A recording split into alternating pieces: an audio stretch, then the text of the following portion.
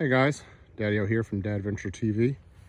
It is a Saturday and I had some free time, so I was just hanging out in the rooftop tent up by one of the locks on the canal north of DC. That's the canal right behind me. The Potomac's on the other side of that land over there. And knees messed up a little for a couple days here, so I planned to come up here and ride the towpath, which is right there, but tried to get on the bike. Maybe a day or two more. So anyway, so I thought I'd do a check-in on the Jeep, go over with you everything that I've done mod-wise.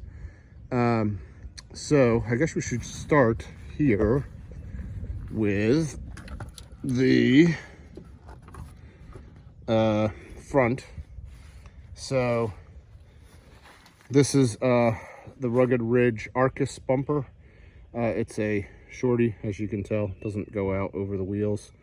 I also went with the bull bar, and then I have the Rugged Ridge Trucker 12.5 winch with synthetic rope, so it's a 12,000 or 12,500 pound winch. Have the Factor 55, the ultra hook here that I like on the end. So you have a hook here, as well as you have an attachment point here for a shackle or a D-ring. One of the things I liked about the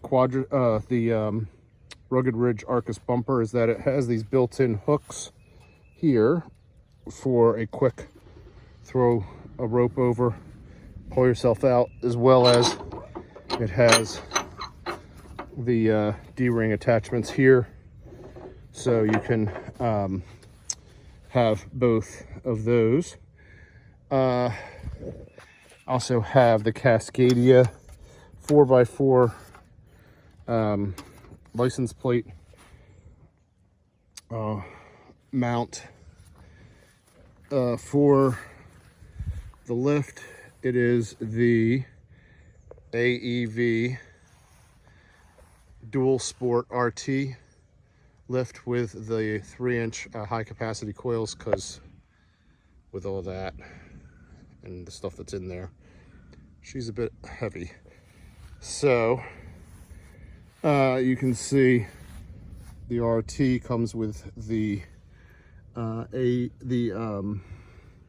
Bilstein shocks, the 5100s. They do not have the remote reservoir. I don't do any high speed off-roading. All my off-roading is crawling around. The extra reservoir is to keep the oil cool when you're high speed off-roading and the shock is working like that a lot.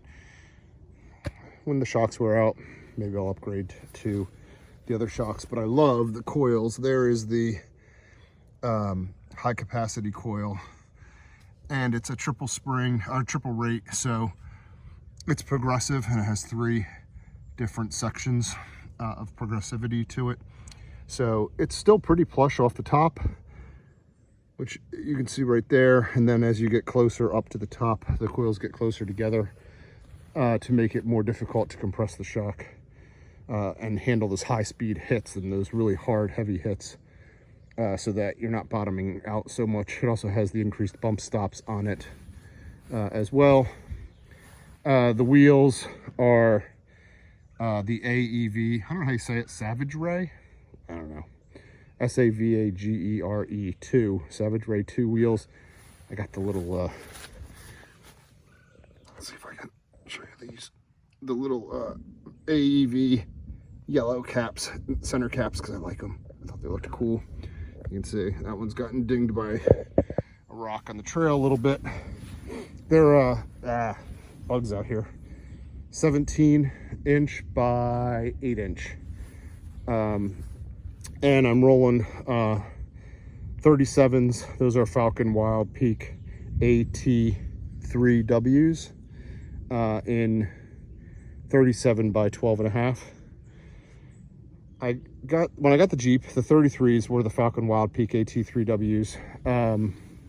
I loved them. I've had a number of different tires.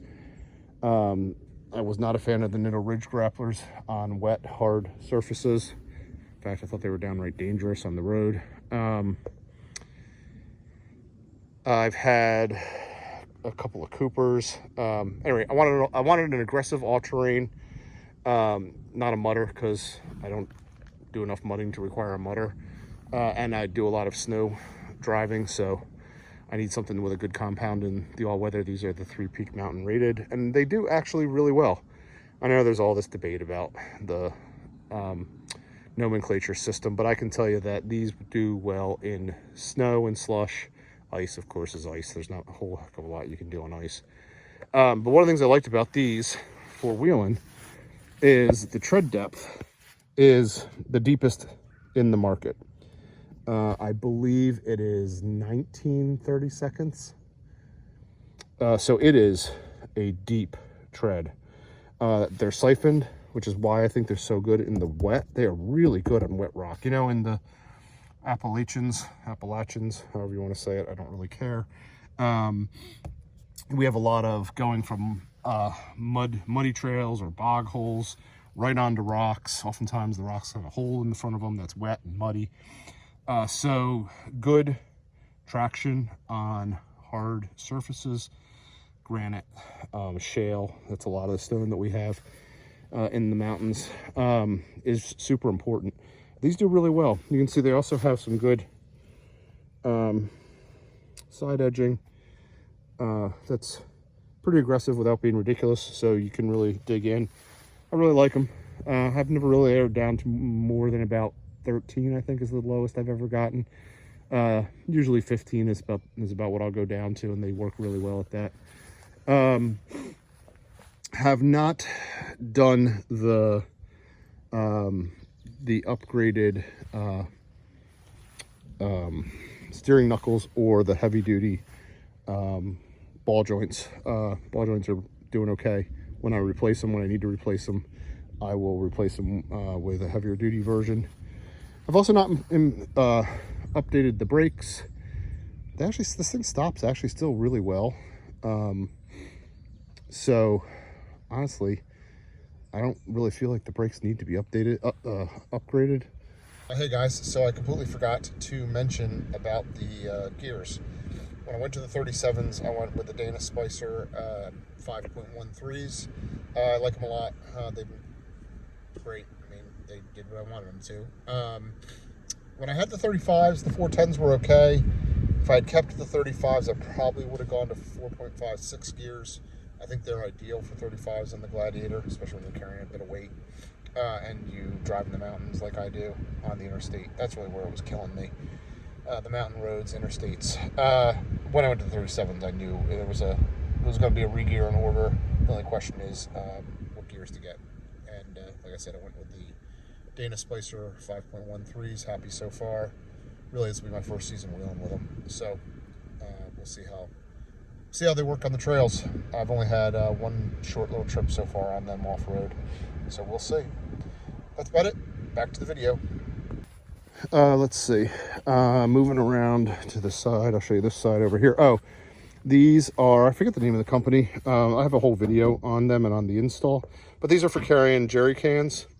I have one on this side and one on the other side. I carry a black one for washing water, although I mean you could drink from it, and then a tan one for potable water. The idea being the black one gets sun during the day and warms up the water. I also have a pump in there that I got for like, I don't know, 40 bucks off of Amazon. That's great. It doesn't heat the water. It's just electric pump you drop in the top of the jerry can, and it has a hose attached to it with 2 heads, one for like a hose I use to wash off my mountain bike when I'm done, and one that's good if you want to hose yourself off and shower. I have one of those portable showers that I bring. You can see I don't have too much attached to my rig because I'm not a big fan of a lot of stuff hanging off. Just the water, really. That's one thing I was having trouble storing inside. It just takes up so much space. The other reason I like these is with one on each side, you're evenly balanced side to side, and the water, which 5 gallons is pretty heavy, is down low. So you're not real top heavy. I don't understand people will complain about, oh, I don't have a rooftop tent because of the weight, but then they go and they stick like water and gas and stuff on their roof. I mean, that doesn't make a whole lot of sense to me, but whatever. I also have added, I've kept all the skids underneath, except I've added, ooh, ow, that's my bad knee, that didn't work. Except I've added, right here, a transmission and oil pan skid plate. The plating is actually, the skid plate's pretty good on the Rubicon, but maybe the transfer case could be a little bit more of a slider. But and they do make an extension. You'll get it and just add it on. All I can do is take off those bolts there and add it on. But for some reason they don't plate up the oil pan and the transmission. So to me, that's kind of crazy. So I got that. With the lift, I've got 12.5 inches of ground clearance under each diff. And then I've got 22.5 on the side. So any big boulders I take on the side or walk around the diff. On the back, oops, sorry. So, well, I guess we'll start up with the roof rack. So the roof rack is Smitty built Defender rack. There you go.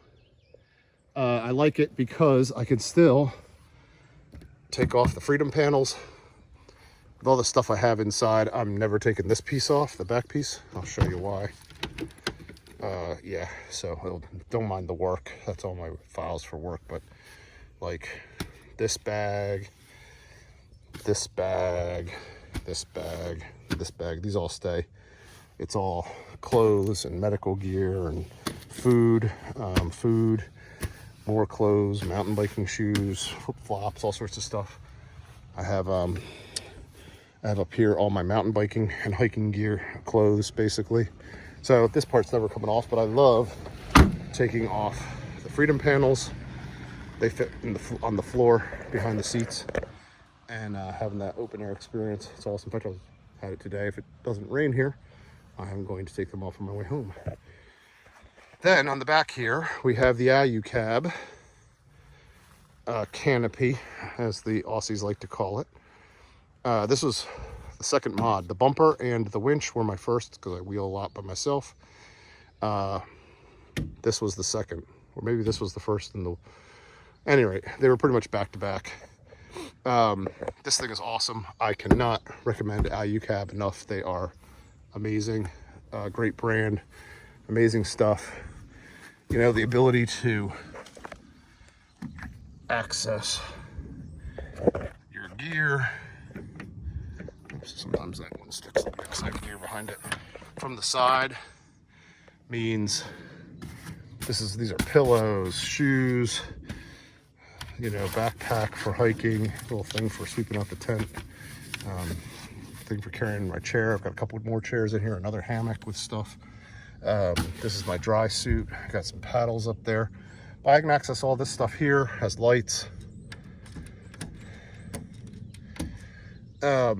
So being able to access your gear from the sides is absolutely essential. It makes a pickup truck so much better than an SUV. On the back side here, you can see, so I just have all my mountain bike stuff on this side. This is actually my electric pump. This is just a sandbag for working out. All my recovery gear is over there, mountain bike, stand-up paddleboard back there. So my recovery gear there, high lift. The hope is that I never really need the high lift, so I've only used it once so far. But when you need it, I used it once or a couple times in the Land Rover.